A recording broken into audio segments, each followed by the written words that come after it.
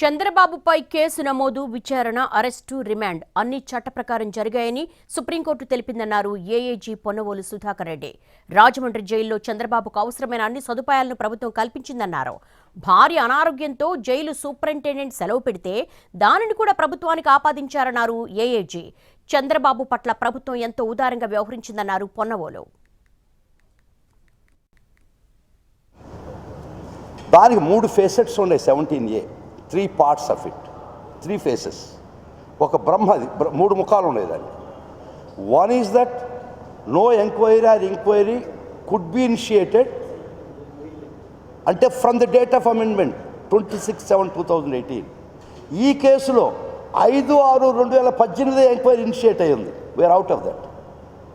Far the decisions taken, ఏ నిర్ణయాలు 26/8/2018 తర్వాత నిర్ణయాలకి మేము వాళ్ళ మీద కేసులు పెట్టాలంటే పర్మిషన్ తీసుకోవాలి.